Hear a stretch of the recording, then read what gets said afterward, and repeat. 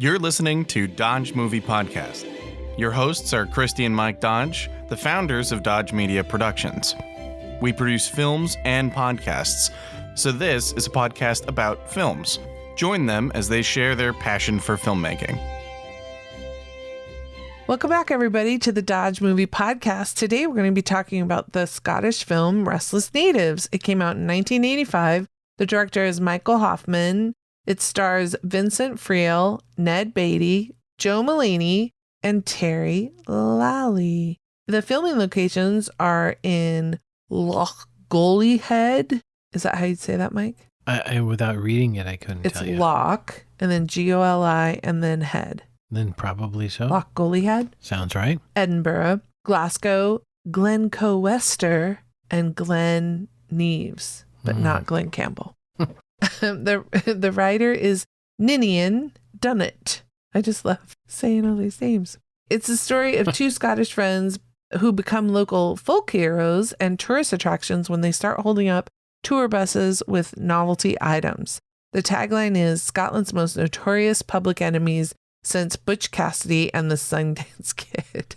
I don't think Butch and Sundance were Scottish. I know. And then I love this tagline. They're bigger than the Loch Ness Monster. So kick us off, Mike. What is the pickup line? This is a holdup, and that's over 2 minutes into the film. What happens in the first 2 minutes? There's a lot of them driving around on their motorbike. Like, we see them putting on their helmets and walking down the stairs and getting on the motorbike and driving through town. Then there's like a tour bus and stuff like that. So after their first initial unsuccessful holdup, it's funny because I realized that there's like a tall one and a shorter one. I think that, the tall one is Will. And he's telling his friend why he doesn't think that holdups are a good idea. And he's really worried about this, so much so that he gives himself what we call worry bumps. Right. It is a skin condition. It's an eczema, I think. And it can be correlated to stress. But yeah, I always call them worry bumps. Because he kept saying, like, what are these little things on my he hand? says, if wee warts on my fingers. And he says, does doing bad things give you warts? And I should never do accents. Never. Well, you can do an Oregonian pretty well. Yeah, I'm going to stick with that. I'm going to stay in my lane. All right. So I loved the shots of them riding on their motorcycle through the countryside because it reminded me of Wild Mountain Thyme. All of those like low walls or something, those stone walls that kind of basically, wind. It's not to keep the people out, it's to keep the sheep out. Right. There is a funny scene with sheep in this one, isn't there? There is a funny scene where they're trying to chase somebody and there's a flock of sheep on the road. And I don't think you had stunt sheep or trained sheep. I think they are naturally just irritating and they do the opposite of what you want them to do. No, but I noticed, which they had to do to make the comedy sell, but the farmers, or at least the trainers or the stand-ins, right. I don't know who they were. Sheep wranglers. The sheep wranglers, they were standing as the guys are trying to shoe them, but they were standing on the other side of the flock so that as they're shooting him, one sheep even just like jumped over all the others because he was like, I don't have anywhere to go. He just freaked out. Yeah. So these guys are pretty bumbling. They try to rob a bus wearing, what is it, like a Bozo the Clown mask and a Wolfman mask. Yeah. And they hold up the bus with this teeny tiny little gun. It almost looks like a little like prop gun or... Right. But not in the good sense. Like it's like tiny. It looks... Ronnie works at a shop that sells joke novelties, which would presumably we're supposed to think that it's like a cap gun or, one of those, right? Yeah.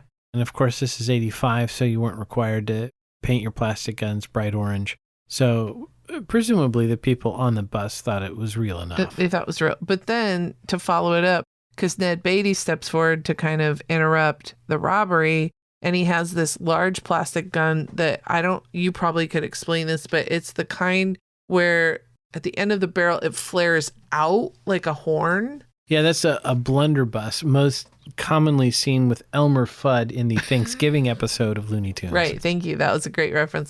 Everybody in their mind can now see the gun I'm talking about. Thank you. And instead of something projectile necessarily hurtful, or I guess I don't know, he has powder in it. And so he shoots it and powder goes in Ned Beatty's face. And later they're talking and he says, what kind of powder did you put in the gun? And he's like, oh, a little cayenne pepper, a little baby powder, a little itching powder, itching powder, a little sneezing powder. Yeah. It was like, Yeah. oh my A whole mixture. And maybe some glitter, if I remember correctly. It was a pretty devastating mix. Yeah. And so then that night, his dad's reading the newspaper and is reading the story about these two crazy, bizarre robbers that held up this bus. And I don't think they even got very much. They were kind of taking people's watches and some necklaces, but they all look like costume jewelry. It wasn't like they were making out. And I think even from that first robbery, people seemed to be enamored by them. Nobody seemed to be that frightened.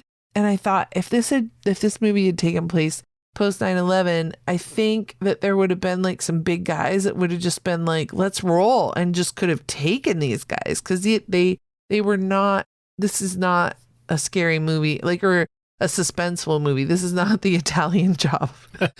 Well, it's the antithesis of it. I mean, I think you're right that bus hijacking is probably different post 9/11, but I do wonder if part of it was that they were locals, and even though they didn't know exactly who they were, from the accent and the clothing and stuff, they felt like they were just wee lads out for a lark. Yeah. I don't know if that was why it was considered different, because, the Scots do have a history of being a little bit pugnacious, so it's not like the people and the culture aren't willing to throw blows. So there's something about these two kids with their masks and their motorbike that made them into kind of folk heroes. Yeah. And people actually, later in the film, I don't know if I have it here in my notes, tourists started asking, well, is this bus going to get robbed? Like, they wanted to be on the bus that got robbed so that they could be in the paper and they could experience it. And then they even started doing a little bit of kind of some Robin Hood-like behavior. Like, they would steal from one person on the bus and give it to somebody else on the bus and kind of help people out. Or they would take their money, and it showed them going through like a schoolyard and they were throwing the money, or going to where the homeless live and throwing the money out. So they were kind of modern day Robin Hoods. In fact, I started to say something about Rob Roy, and at the same time, Will met or fancied kind of, it was almost like the bus had like a stewardess, wouldn't you say? Like a host or something like that. Yeah. Probably back in 85. And she seemed completely unfazed by the fact that these guys were holding a gun and robbing the bus. And she later compared him to your common Rob Roy. Well, I mean, I think 18, 19-year-old women have a long history of being attracted to the bad boy. To the bad boy, yeah. So maybe that's where that was coming from. Oh, yeah. I have in my notes that one of the passengers even offered them cookies from a tin that she had. So these people weren't afraid of them at all. I thought it was interesting that the love interest character played by Terry Lawley, her character's name is Margot, which is a French name in a film that is quintessentially Scottish. Maybe she imported in her. Yeah, she was an imported character. So he actually kind of fancies her and looks her up. And the other friend, Ronnie, is not happy that he wants to look up the girl and kind of try to see if he can make way with her, because he's afraid, obviously, that their cover will be blown. And I think the guy, Will, tells her right away, like, oh yeah, I'm one of the robbers. Right. He's got very poor operational security. And she's kind of like, oh, okay, no big. I mean, it was just which you kind of would, right? Like if somebody wandered in and said, hey, I'm DB Cooper, you'd be like, okay, that's cool. I don't think so. Yeah. That's a long mystery that would want to, I think people would freak out. Like, oh my God, you are. I watched a documentary about that. There's like 4 different people who claim that he was like their uncle or their husband, or. I can't believe that these serial podcasts about true crime hasn't already like solved that particular mystery. So the stress of, should they keep going? Should they stop? Ronnie wants to keep going. Will wants to stop because now he's met this girl and he wants to, kind of just get a job and settle down and, go on with his life. And so Ronnie ends up going to the cemetery where his mom is buried, and he kind of sits and talks with her. So earlier in the film, kind of setting up why they're going to do this, right? There's a couple lines of dialogue that I think really inform us as to what Ronnie's thought process is. One is he says, without money, you can't do anything. And, he works in this joke novelty shop, and he's probably not making a lot of money. And in the category of show don't tell, the window on the door to that shop is cracked. Oh, so wow. not like open where it would let in the air, the cold winter air, but you could see this crack going across it. So you can tell that they don't have much money, right? Right. And then later he says, the point is that we are smarter than they are. So there's this sense of, he's been given a rotten hand in life, that he's smarter than the people who are richer than him. So this is really kind of the thing. And this is a point of tension as Will wants to stop doing this and just hang out with Margot. And Ronnie wants to continue this lifestyle. And at one point, somebody says to them, who's going to care for you when you meet a couple of hard men who are bigger than you? And I think that was important because while they were playing at this and it was all kind of like a lark, it started to be a big deal. And so there's this character who's like an inspector of some sort, a detective in charge, and he's getting pressure. He keeps getting called. And they said, like, the Secretary of State for Scotland. So the Secretary of State for Ireland or Wales would call. It was just funny that they kept saying for Scotland. And he's getting pressure, and this is becoming a thing now. And they have this tension about, do you stop or do they go out one last time? And they do have this one last hurrah. But I thought it was amazing the footage they got, because this is before GoPros. And they have shots from on the motorcycle. And yes, I understand that people figured out how to mount cameras on vehicles 20 years before this was shot. But that, to me, it was great footage. It was an exciting chase across the countryside. It was kind of comic. We mentioned there was some sheep involved. Townspeople are cheering them. People are waving. Like, it's not at all. If there was a crime spree, I guess I would start as a OJ, but people were cheering then too. So, well, I suppose a little bit different with OJ because he was a very rich former person who killed people. But right. And these guys were not celebrities until this happened. But I will say it is 12 years. It was made 12 years after the Full Monty, which was set in England, not in Scotland. But apparently, like, the economy is really pretty shitty in Britain, right. At least in the 80s and 90s, because we see a lot of these films about these young men who are dead broke, right, and willing to do anything, including break the law for money. So they're not bad guys. We see that earlier from the start. And there's a funny bit that reminds me a little bit of Monsters, Inc., because this young grandson comes in and he buys like fake poop and stuff like that. And then later you see his grandmother beating the living crap out of him for it. It reminded me of when Boo has the big bat and hits Randall in Monsters, Inc., and Randall's color keeps changing, including to plaid at one point. So that's a nice movie tie-in. So, but then later in the film, Ronnie refuses to sell that kid any more stuff because he saw that the grandmother didn't like it. So we see that they're good-hearted lads. They're right. just dead broke. Right. There is one bit that I didn't quite understand. There's a bit where Will is sweeping up trash, I guess. Uh-huh. And he keeps sweeping this massive amount of trash into a pile that people keep knocking over and interacting with. And I thought, why would a character do that? It didn't make a lot of sense to me. I think he would pick up the trash in smaller portions. You would never make a giant mound like that. So I didn't know if the director or the actor was trying to go with kind of a Charlie Chaplin kind of thing. It didn't fit to me with the rest of the film. I wasn't sure where it landed. Yeah, I think that if I had to just kind of take a guess, I would say I think it was supposed to be some comic hijinks, and they were just hoping people didn't think about it too much. Don't overthink it. But then I think it was supposed to show how maybe it's not that they were dumb, but were they like simple-minded? Like they just right. wouldn't think to, or you know how like when you're young, you just don't, the first time you do something, you don't do it smart. Like remember the first time you did use a broom? Like you just don't really know how to use it effectively. And then after so many times or somebody shows you like, oh, well, hey, use this pointy, you know what I'm saying? Like I think it just showed that he wasn't good at his job. That's why maybe it did, and it didn't land with me. Yeah, I'm not arguing with you. I think that I agree with you because after it happened, like it was like Simpsons level. It was like 4 or 5 times, right? Where it was just like, okay, all right, you guys. Yeah. It was funny maybe the first time. We got it. Okay, yeah, move on. Moving on. Well, in that vein, I thought it was kind of, I don't know if they had more than one makeup artist for poor old Ned Beatty, but because he got splashed with the sneezing powder and the itching powder and all these different powders, the rash on his face would vary in severity and not in a chronological way. It reminded me of Men in Tights, the wart that would move around Richard Lewis's face. Because in one scene, it just looked like a little, what do they call that, a little bloom or a little blush kind of that he would have on his face. And then in another one, it would look almost like a bloody rash. And then it would go back to being tame again. And I was just like, oh my gosh, you guys have some serious continuity issues with this rash on his face.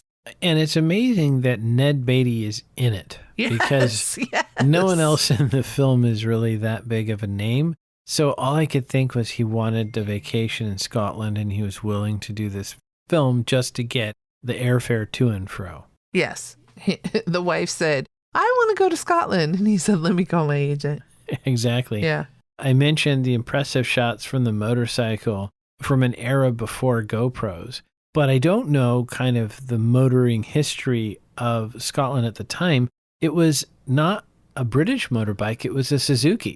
And then later in the film, there's this Japanese film crew, and they were driving a Suzuki predecessor to the Samurai, but a little Jeep-like looking Suzuki.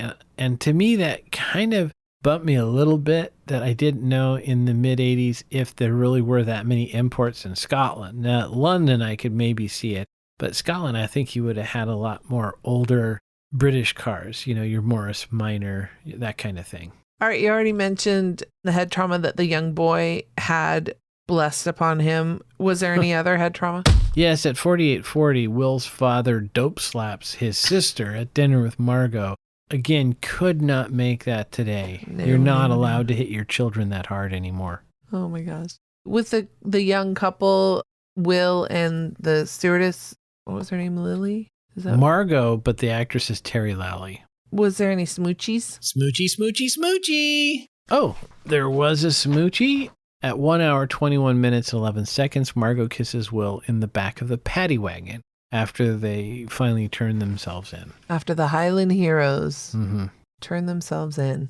How about a driving? There's a lot of driving in this one. There was. I did have an explicit driving review of their motorcycling because I'm not as much the motorcyclist, other than to say that they were wearing helmets. I want to credit them for that nice safety.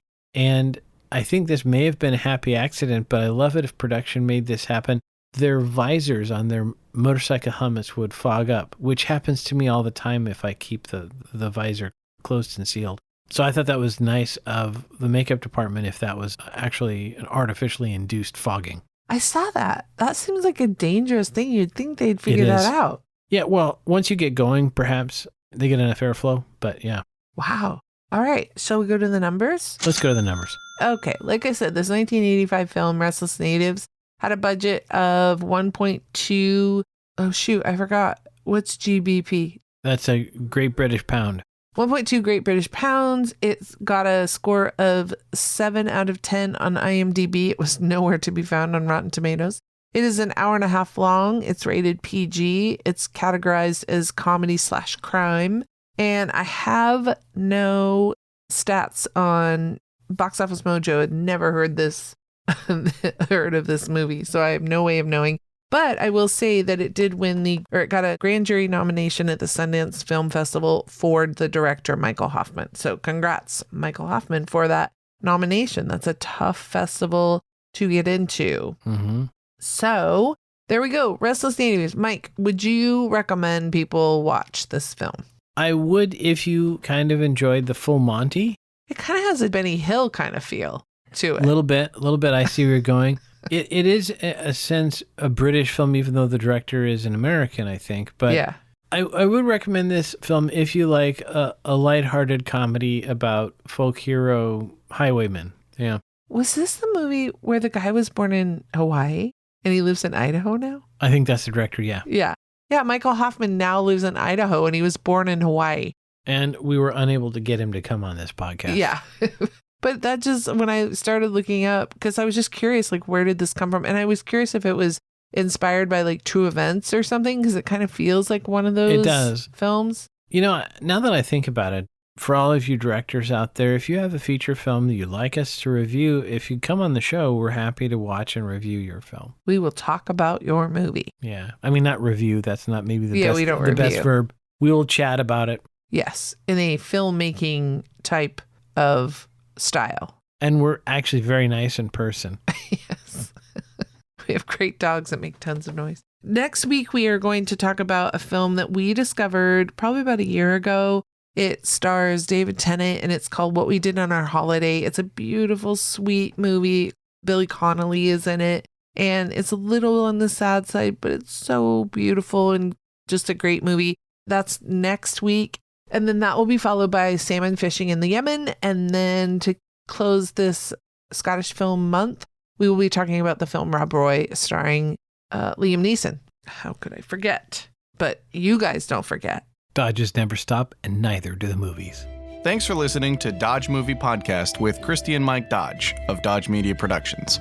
To find out more about this podcast and what we do, go to dodgemediaproductions.com. Subscribe, share, leave a comment, and tell us what we should watch next. Dodges never stop, and neither do the movies.